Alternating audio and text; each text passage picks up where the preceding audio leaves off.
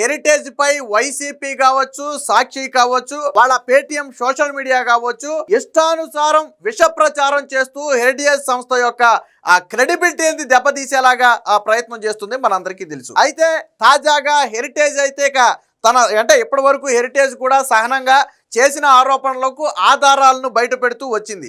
అంటే ఇందాపూర్తో సంబంధం లేదని, అలాగే ఆ 22 సంస్థలతో సిండికేట్ అయ్యారంటే దానికి సంబంధం లేదని, ఇలా రకరకాల ఆరోపణలకు సంబంధించి ఆధారాలు బయట పెడుతూ వచ్చింది. కానీ మొన్న బొత్స సత్యనారాయణ ఏదైతే ఎమ్మెల్సీగా వైసీపీ సీనియర్ నేతగా ఉన్నటువంటి బొత్స సత్యనారాయణ ఒక మీడియా సమావేశంలో మాట్లాడుతూ హెరిటేజ్ సంస్థ 2000 అంటే ఇందాపూర్ సంస్థ ద్వారా ఆ టీటీడీకి నెయ్యి సరఫరా చేసిందని ఆరోపణ చేయడంతో పాటు 22 సంస్థలతో ఒక సిండికేట్ సంస్థగా హెరిటేజ్ ఏర్పడిందనే వ్యాఖ్యను వాళ్ళైతే తీవ్రంగా తప్పుపట్టారు. ఇది తీవ్రంగా సంస్థ యొక్క పరువు నష్టాలకు సంబంధించిన వ్యవహారం. ఇప్పటి వరకు మేము అన్ని విషయాలకు సమాధానాలు ఇచ్చిన తరువాత కూడా ఆధారాలు లేని బేస్లెస్ ఆరోపణలు చేయడం ద్వారా హెరిటేజ్ పరువుకు నష్టం కలిగించిన నేపథ్యంలో, ప్రజలలో భయాందోళనను కలిగిస్తున్న నేపథ్యంలో మీపై తక్షణమే సివిల్ మరియు క్రిమినల్ చర్యలు తీసుకోవడంతో పాటు పరువు నష్టం దావా కూడా వేస్తామని చెప్పి ఒక లీగల్ నోటీస్ అయితే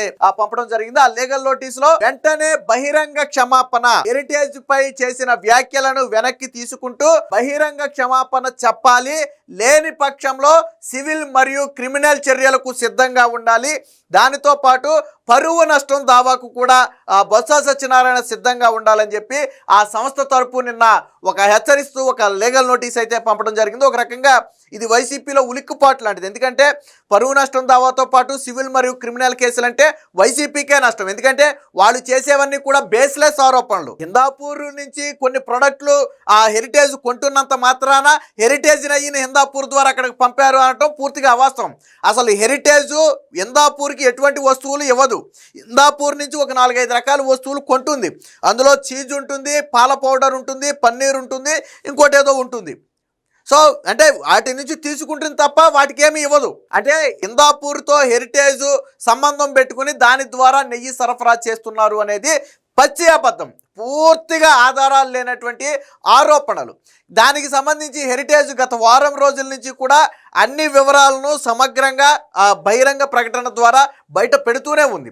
అలాగే టీటీడీ కూడా ఇందాపూర్కి ఎలా టెండర్ దక్కింది అనే దాని మీద ఒక వివరణ కూడా ఇవ్వటం జరిగింది. అలాగే నందిని తప్పించారు అనే వాదనను కూడా కొట్టిపడేసింది. ఆల్రెడీ 62% నేతిని నందినియే డైరీ చేస్తుంది. తిరుమలకు మొత్తం 7 టెండర్లో 4 టెండర్లు నందిని డైరీయే దక్కించుకుంది. సో ఇలా ప్రతిదీ కూడా టీటీడీ కూడా స్పష్టత ఇచ్చిన తర్వాత కూడా బొత్స సత్యనారాయణ హెరిటేజ్ మీద ఆరోపణలు చేయడంతో ఇక వాళ్ళు కూడా ఇక అంటే మనం సమాధానాలు ఇవ్వటంతో వీళ్ళు ఆగేలాగా లేరు, మనం చర్యలు తీసుకుంటే తప్ప ఇది ఆగదు అని వాళ్ళు కూడా ఇక డిసైడ్ అయ్యారు. అంటే సహనానికి కూడా ఒక హద్దు ఉంటుంది. వాళ్ళు చేశారు ఆరోపణలు, వీళ్ళు సమాధానం ఇచ్చారు.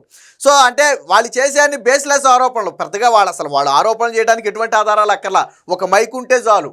ఇందాపూర్ ద్వారా హెరిటేజ్ నెయ్యి అమ్మేశారు, ఇందాపూర్ ద్వారా హెరిటేజ్ నెయ్యి అమ్మేశారు. ఇదే వీళ్ళు చేసే వ్యాఖ్య. అదే ఇందాపూర్ గతంలో చంద్రబాబు గారు సీఎంగా ఉన్నప్పుడు నెయ్యి సరఫరా చేసింది. జగన్మోహన్ రెడ్డి సీఎంగా ఉన్నప్పుడు 6 సార్లు టెండర్లో పాల్గొంది. బట్ జగన్మోహన్ రెడ్డి టెండర్ ఇవ్వాల. ఎందుకంటే అప్పటికే బోలే బాబాతో వీళ్ళు మిలాఖత్ అయిపోయారు. కేజీ నేతికి 25 రూపాయల లంచానికి మిలాఖత్ అయిపోయారు. కాబట్టి అప్పుడు బోలే బాబాతోనూ తర్వాత వైష్ణవి, మాల్మంగా, ఏఆర్ డైరీలతో వీళ్ళు ఆల్రెడీ కమిషన్లతో మాట్లాడుకున్నారు. కాబట్టి కింద ఏ డైరీకి వాళ్ళు ఇవ్వాల. కానీ జగన్ సీఎంగా ఉన్న సమయంలో ఆ 5 ఏళ్లలో 6 సార్లు ఇందాపూర్ టెండర్లలో పాల్గొంది, తిరుమల నేతి సరఫరా టెండర్లలో. బట్ జగన్ ఇవ్వాల. అలాగే ఇప్పుడు కూడా పాల్గొంది. బట్ ఇప్పుడు నాణ్యతా పరీక్షల్లో 4-5 డైరీలు మాత్రమే క్వాలిఫై అయ్యాయి. అందులో ఇందాపూర్ ఒకటి, నందిని ఒకటి, ఇంకా మదర్ డైరీ ఏదో ఒకటి ఉంది. ఇలా 3-4 డైరీలు ఉన్నాయి. వాటికి మాత్రమే కాంట్రాక్ట్ ఇచ్చారు. ఇందాపూర్కి మొత్తంగా ఇచ్చిన కాంట్రాక్టు కేవలం 10 లక్షల కేజీలు. బట్ అదే సమయంలో దాదాపు నందినికి 1,00,000 కేజీల వరకు కాంట్రాక్ట్ ఇచ్చారు. మరి నిజంగా ఇందాపూర్ ద్వారా హెరిటేజ్ నెయ్యి అమ్ముకుంటే 1,00,000 కేజీల కాంట్రాక్టు ఇందాపూర్కి ఇవ్వాలి, కానీ నందినికి ఎందుకు ఇస్తారు? కొద్దిగా బుర్రబెట్టి ఆలోచించండి. నిజంగా హెరిటేజ్ నెయ్యినే దాని ద్వారా అమ్ముకుంటే 60-70% నేతిని ఇందాపూర్కి కదా ఇవ్వాలి.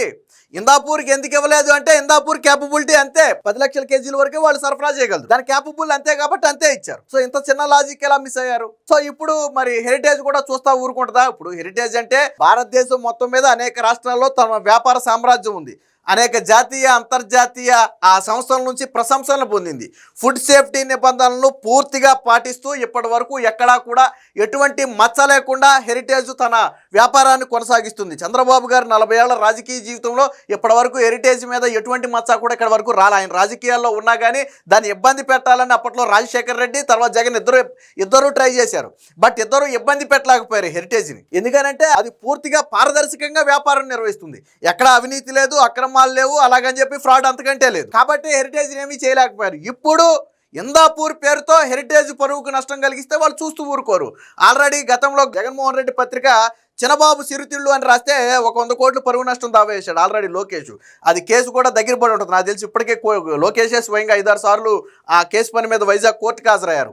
సో నాకు తెలిసి అది దగ్గర పడి ఉంటుంది. త్వరలోనే అంటే ఈ గవర్నమెంట్ ఉన్న సమయంలోనే ఆ సాక్షి 100 కోట్ల పరువు నష్టం దావా ఖచ్చితంగా కట్టాల్సి ఉంటుంది. అందులో డౌటే లేదు. లేదంటే పైకోర్టుకి వెళ్ళాలి, ఏదోటి జరుగుద్ది. ఇప్పుడు బొత్స సత్యనారాయణకు కూడా ఒక 100 కోట్లకు గన పరువు నష్టం నోటీసు పంపితే అప్పుడు సరిపోద్ది. ఎందుకంటే హెరిటేజ్ అనేది దేశవ్యాప్తంగా బ్రాండ్ ఉన్నటువంటి విలువది. సో దాన్ని దెబ్బతీసి వాళ్ళ వ్యాపారాన్ని దెబ్బతీస్తామంటే వాళ్ళు చూస్తూ ఊరుకోరు. అంటే ఇప్పటి వరకు మనం నోటితో చేసాం కదా ఆరోపణలు, ఇప్పుడు నోటీసులు ఇచ్చిన తర్వాత ఆధారాలు చూపించాలి. నేను మైక్ పెట్టారు నా ముందు నేను మాట్లాడటానికి కుదరదు, నువ్వు ఆధారాలు చూపించాలి. నువ్వు హెరిటేజ్ సంస్థకే చెందిందే ఇందాపూరు, దాని సబ్ సంస్థ అని చెప్పి మాట్లాడటం ఒకదానికి ఆధారం చూపించాలి. రెండోది 22 సంస్థలతో కలిసి హెరిటేజ్ సిండికేట్ అయిందని ఇంకొక ఆరోపణ చేశాడు. అది ఇంకా దారుణమైన ఆరోపణ. సో దానికి కూడా ఆధారాలు చూపించాలి. ఆధారాలు చూపించకుండా కుదరదు. సో దానికి సంబంధించి లీగల్ నోటీస్ ఒకటి ఇష్యూ చేశారు. ఏం ఇష్యూ చేశారో ఒకసారి చూద్దాం. అన్ని తప్పుడు ఆరోపణలు, బొత్సకు హెరిటేజ్ లీగల్ నోటీసు, వెంటనే క్షమాపణలు చెప్పండి, సంస్థ ప్రతిష్ట దెబ్బతీసేలా కుట్ర, మీ వ్యాఖ్యలను వెనక్కి తీసుకోండి, లేకుంటే సివిల్ క్రిమినల్ చర్యలు, నోటీసుల్లో హెచ్చరించిన సంస్థ. వీళ్ళేమి సామరస్యంగా ఏం పంపలా. హెరిటేజ్ కూడా స్ట్రాంగ్గానే పంపింది. 24 గంటలో లేదా 48 గంటలో, మరి సమయం అయితే పెట్టారో లేదో తెలియదు కానీ వెంటనే బొత్స సత్యనారాయణ హెరిటేజ్ మీద చేసిన వ్యాఖ్యలకు బహిరంగ క్షమాపణ చెప్పి వాటిని నేను వెనక్కి తీసుకుంటున్నాను అని ప్రకటిస్తే అక్కడితో అది ఆగిపోద్ది. లేదు బొత్స సత్యనారాయణ నేను ప్రకటించను అంటే నెక్స్ట్ రెడీగా ఉండాలి. సివిల్ మరియు క్రిమినల్ 2 చర్యలతో పాటు పరువు నష్టం దావాకి కూడా బొత్స సత్యనారాయణ సిద్ధంగా ఉండాలి. అదే సంస్థ అదే హెచ్చరికలను నోటీసుల్లో పంపింది. ఏం రాశారో కూడా ఒకసారి చూద్దాం. మీవన్నీ తప్పుడు ఆరోపణలు, వెంటనే క్షమాపణ చెప్పండి, మీ వ్యాఖ్యలను వెనక్కి తీసుకోండి, లేకుంటే సివిల్ క్రిమినల్ చర్యలు. బొత్సకు హెరిటేజ్ లీగల్ నోటీసు. హెరిటేజ్ సంస్థపై తప్పుడు ఆరోపణలు చేసినందుకు గాను వైసీపీ నేత ఎమ్మెల్సీ బొత్స సత్యనారాయణకి ఆ సంస్థ లీగల్ నోటీస్ ఇచ్చింది. హెరిటేజ్ సంస్థ చీఫ్ ఆపరేటింగ్ ఆఫీసర్ సాంబమూర్తి తరపున న్యాయవాది మల్లికార్జున్ ఆ లీగల్ నోటీస్ అయితే పంపారు. అసత్య మరియు నిరాధార ఆరోపణలతో సంస్థ ప్రతిష్టను దెబ్బతీసే కుట్రకు పాల్పడ్డారని నోటీసుల్లో పేర్కొన్నారు. అత్యున్నత ప్రమాణాలు పాటిస్తూ దశాబ్దాలుగా ప్రజల నమ్మకాన్ని పొందిన సంస్థపై చేసిన తప్పుడు ప్రచారంపై వెంటనే క్షమాపణ చెప్పాలన్నారు. హెరిటేజ్ సంస్థ చట్టబద్ధంగా నడుస్తూ పారదర్శక విధానాలతో పలు జాతీయ అంతర్జాతీయ సంస్థల ప్రశంసలు గుర్తింపు కూడా పొందింది. పూర్తి స్థాయిలో ఫుడ్ సేఫ్టీ నిబంధనలను పాటిస్తూ దేశంలోనే ప్రీమియం బ్రాండ్గా గుర్తింపు పొందింది. శాసన మండలిలో ప్రతిపక్ష నేతగా ఉన్న మీరు ఇతర వైసీపీ నేతలతో కలిసి మీడియాలో తప్పుడు వ్యాఖ్యలతో సంస్థ ప్రతిష్టకు భంగం కలిగేలా అసంబద్ధ ఆరోపణలు చేశారు. ఇందాపూర్ డైరీతో ఎటువంటి సంబంధం లేకపోయినా 2014-19 మధ్య ఆ సంస్థ పేరుతో హెరిటేజ్ టీటీడీకి నెయ్యి సరఫరా చేసిందంటూ తప్పుడు ఆరోపణలు చేశారు. వాస్తవానికి అది పూర్తిగా బేస్లెస్ ఆరోపణ. అసలు ఇందాపూర్కి హెరిటేజ్కి సంబంధమే లేదు. ఇందాపూర్ నుంచి బ్రిటానియాతో పాటు, అమూల్తో పాటు, పతాంజలితో పాటు, అనేక దొడ్లతో పాటు అనేక సంస్థలు కొన్ని ప్రొడక్ట్స్ను కొంటాయి. ఎందుకంటే అదొక మ్యానుఫ్యాక్చరింగ్ హబ్. అది మ్యానుఫ్యాక్చర్డ్ బై అని చెప్పి ఇందాపూర్ ఉంటుంది, తర్వాత మార్కెటెడ్ బై అని చెప్పి ఏ సంస్థ కొనుక్కుంటే ఆ సంస్థ పేరు ఉంటుంది. నేను ఆల్రెడీ ఒక వీడియో కూడా చేశా. అసలు ఇందాపూర్ నుంచి ఏ సంస్థలు ప్రొడక్ట్స్ కొంటనే వాటి మీద ఏ సంస్థల ప్రొడక్ట్ల మీద మ్యానుఫ్యాక్చర్డ్ బై ఇందాపూర్ అని రాస్తుంది అనేది నేను ఆల్రెడీ ఒక వీడియో కూడా చేశా. ఇవన్నీ కూడా చూపించాను నేను. సో అంటే ఇందాపూర్ అనే సంస్థ ఒక మ్యానుఫ్యాక్చరింగ్. ఇప్పుడు నేను ఏదైనా వ్యాపారాన్ని ప్రారంభించాను అనుకోండి, లైక్ పాలకు సంబంధించిన వ్యాపారాన్ని, నేను నా సంస్థ పేరు మీద నేను ఇందాపూర్ నుంచి ప్రోడక్ట్ తీసుకోవచ్చు. సో వాళ్ళు తయారు చేసి దాని మీద నా సంస్థ పేరు వేసేస్తారు. సో మ్యానుఫ్యాక్చర్డ్ బై అని చెప్పి వాళ్ళ పేరు ఉంటుంది, మార్కెటెడ్ బై అని చెప్పి నా పేరు ఉంటుంది. సో నేను కూడా తీసుకోవచ్చు. అసలు అందులో అలాగని చెప్పి నాకు బినామీ సంస్థ ఇందాపూర్ అంటే మరి బ్రిటానియాకి బినామీయా, నువ్వు తెచ్చిన అమూల్ సంస్థకు కూడా ఇందాపూర్ బినామీయా, పతాంజలికి బినామీయా, టాటాకి బినామీయా? కాదు కదా. వీళ్ళందరూ కూడా కొంటున్నారు వాళ్ళ నుంచి. అలాగని వాళ్ళందరికీ బినామీలు కాదు కదా అది.